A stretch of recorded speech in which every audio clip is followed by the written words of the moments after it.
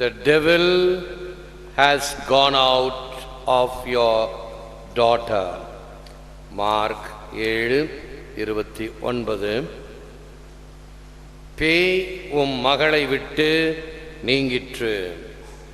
கிறிஸ்து வழங்கும் வாழ்வு தரும் நற்செய்தி.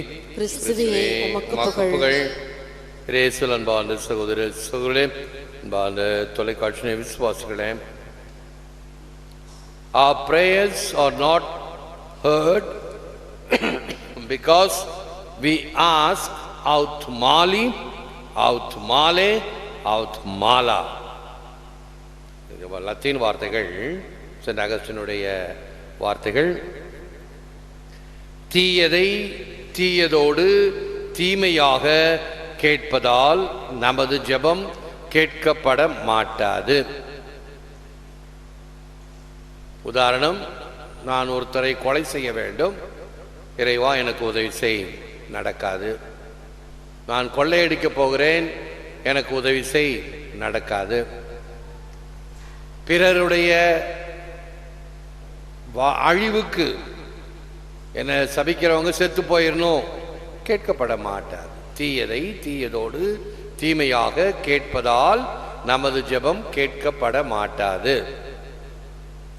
Pray in what human venture could you have greater guarantee of success? Saint Jose Maria. எந்த மனித முயற்சிக்கும் வெற்றி என்ற பெரிய உத்தரவாதம் பெற முடியாது. வெற்றி கிடைக்குமா? அப்பதான் இந்த காரியத்தை நான் செய்வேன். யாராவது உத்தரவாதம் கொடுக்க முடியுமா ஒரு காரியத்தில்? நிச்சயமாக முடியாது. இப்போது ஒரு திருமணம் நடக்க இருக்கிறது. திருமணங்கள் நம்பிக்கையின் பெயரால் நடைபெறுகிறது. சரி, திருமண சமயத்தில் ரெண்டு குடும்பமும் சேர்ந்து பேசி அந்த திருமணத்தை நடத்துகிறாங்க. ஏதாவது ஒரு கருத்து பிணக்கினால் கொஞ்சம் பிரிஞ்சு போயிடுறாங்க. அப்போ பெரியவங்களை வச்சு பஞ்சாயத்து பேசி நியாயம் பேசி மறுபடியும் சேர்த்து வைக்கிறதுக்கு முயற்சி பண்ணுவாங்க. அப்போ பெண்ணு வீட்டுக்காரங்க கேட்பாங்க, இனிமேல இது போல நடக்காது அப்படின்னு சொல்லி எழுதி கொடுக்க சொல்லுங்க, சொல்லுங்க, ஒரு உத்தரவாதம் கொடுக்க சொல்லுங்க அப்படின்னு கேட்பது பல பஞ்சாயத்துகள் நான் பார்த்துருக்குறேன். அப்போ நீ கல்யாணம் செய்யும் போது அப்படிதான் எழுதி கொடுத்தியா? நம்பிக்கையோடு தானே கொடுத்தோம். அதனால் இப்போ அதிகமாக குடும்பத்தில் கொஞ்சம் கசப்பு இருக்கிற இடத்துல இந்த டிவி விளம்பரம் பிடிக்கலன்னு சொல்கிறாங்க. என்ன டிவி விளம்பரம் தெரியுமா? நம்பி கட்டினோம் நலமாக வாழ்கிறோம் அப்படின்னு ஒரு டிவி விளம்பரம் வருது.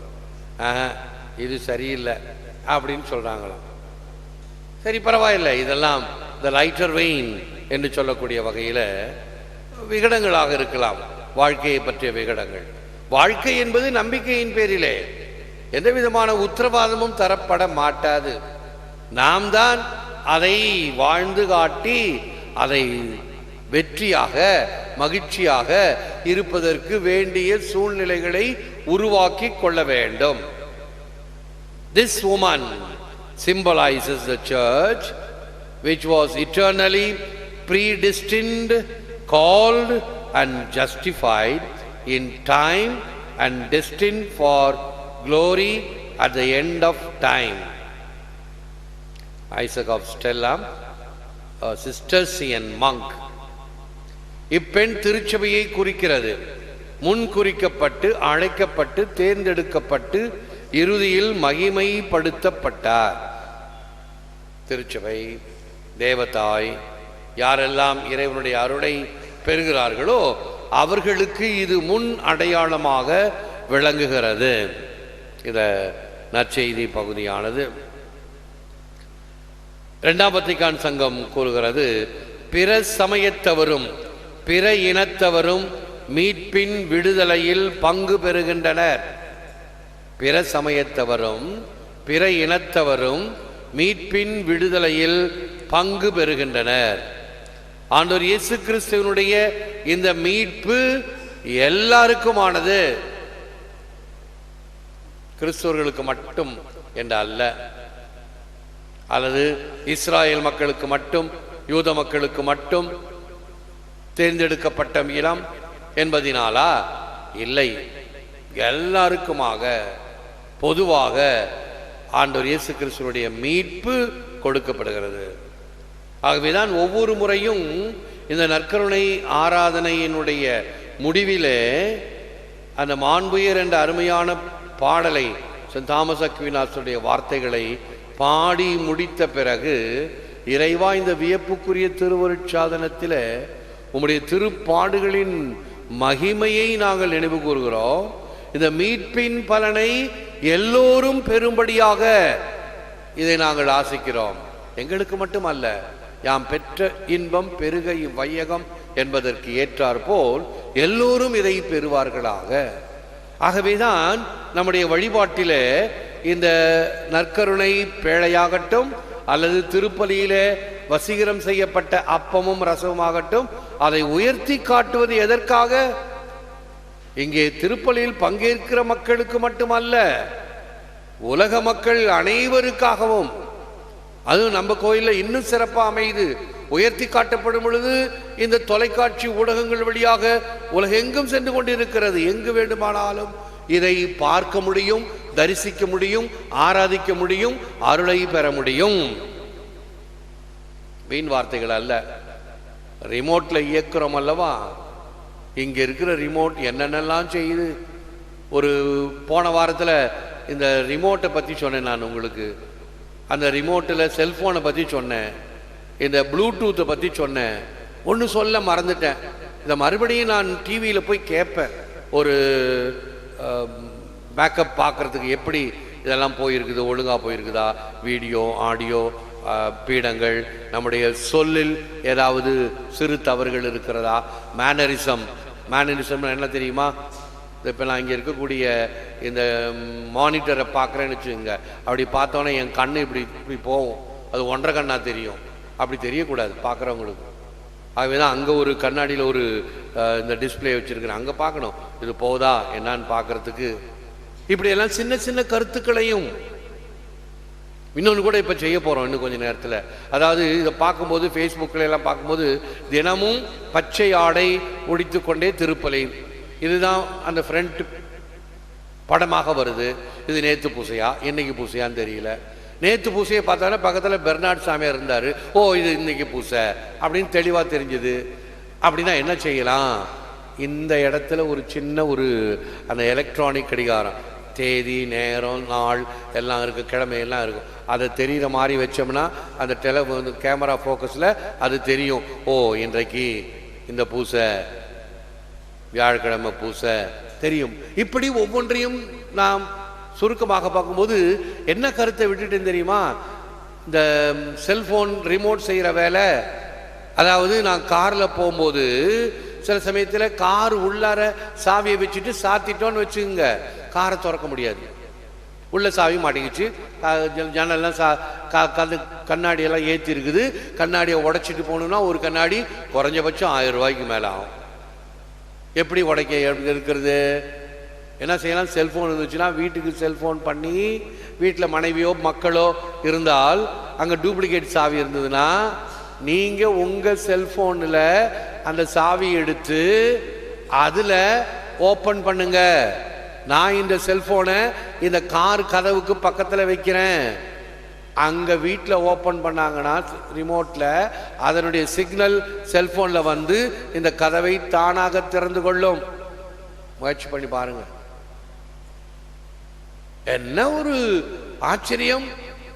ஆக மனிதன் படைத்த இந்த விஞ்ஞானத்தினுடைய கருவியை இப்படி சாகசங்கள் செய்ய முடியும் என்றால் ஆண்டவருடைய அருள் செய்யாதா? அதைத்தான் விசுவாசம் என்கின்றோம்.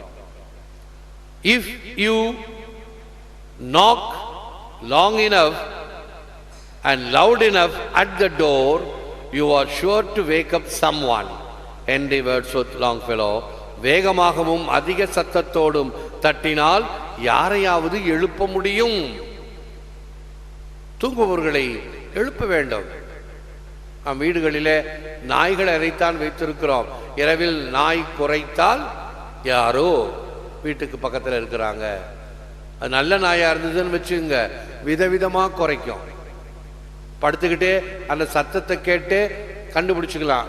ஆட்கள் வந்தால் ஒரு மாதிரி குறைக்கும், பூனை நாய் வந்தால் ஒரு மாதிரி குறைக்கும், அல்லது தன்னை அவித்து விட வேண்டும் என்று சொன்னால் அதுக்கு ஒரு மாதிரி அழுகுற மாதிரி குறைக்கும்.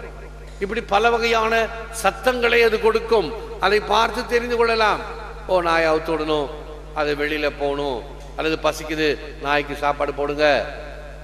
இப்படி தன்னுடைய தேவைகளை வாய் பேச முடியாத ஒரு ஜீவன் செய்ய முடியும் என்றால், நாம் ஆண்டவரிடமிருந்து ஜெபத்தின் வழியாக, நம்முடைய வாழ்த்துதலின் வழியாக நாம் ஆண்டவருக்கு நம்முடைய வாழ்த்துதல், praise and worship என்று சொல்லக்கூடியவைகளை செய்ய முடியும். முழுநாள் இருப்போம், ஜெபிப்போம். Thank you Lord, you are the savior not only of Israel but of the whole human race. இஸ்ராயலருக்கு மட்டுமன்றி மனுக்குல முழுதுக்கும் நீர் மீட்பராய் இருப்பதற்காக உமக்கு நன்றி ஆண்டவரே. எல்லாம் வல்லவரே, உம்மை போற்றுகிறோம், புகழுகிறோம், நன்றி கூறுகின்றோம், ஆராதிக்கின்றோம். தேவரீதாமே, இந்த நற்கருணை எமக்காக விற்றிருக்கின்றேன். உமக்கே நன்றி, துதி, தோத்திரம், புகழ், மகிமை உண்டாவதாக. நீர் எல்லா மக்களுக்கும் மீட்பராக, இரட்சகராக விளங்குகின்றீர். அதற்காக உம்முடைய இன்னுயிரை இந்த தாரணிக்கு தாரை வார்த்த தெய்வம் நீர், தேடி வந்த தெய்வம் நீர். உமக்கே நன்றி. ஒவ்வொரு நாளும் இந்த ஆலயத்தின் பீடத்திலிருந்து ஏறெடுக்கப்படுகின்ற இந்த நற்கருணை ஆராதனை, தொடர்ந்து நடைபெறுகின்ற திருப்பலி, இவைகளில் பங்கேற்கின்ற நாங்கள் மட்டுமல்ல, தொலைக்காட்சி ஊடகங்கள் வழியாக பார்த்து கொண்டிருக்கிற மக்களையும் நீர் ஆசீர்வதியும். உம்முடைய தெய்வீக கதிர்களால் தீமை தீங்கு அனைத்தையும் புறமுதுகிட்டு ஓடச் செய்யும், நன்மைத்தனம் மிளிரச் செய்யும். உம்முடைய அருள் ஆசீர் எம்மை உந்தித் தள்ளுவதாக. எம் உள்ளத்தில் வந்து தங்குவீர். வாரும் ஆண்டவரே, வாரும். எம் உள்ளத்திலும் இல்லத்திலும் வந்து தங்கி எம்மோடு இருந்தருளும். உம்முடைய பிரசன்னம் எங்களுக்கு அருளை, ஆசிரை, கதகதப்பை தருகிறது. எம்மாவுஸ் சீடர்கள் சொன்னது போல, அவர் நம்மோடு இருந்த பொழுது, நம்மோடு பேசிய பொழுது நம் உள்ளங்கள் உருகவில்லையா என்பதை போல எங்கள் உள்ளங்களை உருகச் செய்தருளும். இந்த தொலைக்காட்சி வழியாக இந்த ஆராதனை, திருப்பலி இவைகளில் பங்கேற்று கொண்டிருக்கிற மக்கள், உள்நாடு வெளிநாடு, அருகில் வெகு தொலைவில் என்று பங்கேற்கின்ற மக்கள் அனைவரையும் ஆசீர்வதியும். இதற்கு பின்புலமாக இருக்கக்கூடிய நன்கொடையாளர்கள், உபயதாரர்கள், செபிக்கின்ற பேர் வழிகள், தொழில்நுட்ப கலைஞர்கள், என்னும் நண்பர்கள், உற்றார் உறவினர் அனைவரையும் நீர் ஆசீர்வதிக்க வேண்டுமாய் செபிக்கின்றோம். ஏற்று வரமருளும் இறைவா, காக்கும் கரங்களினால். ஆமென்.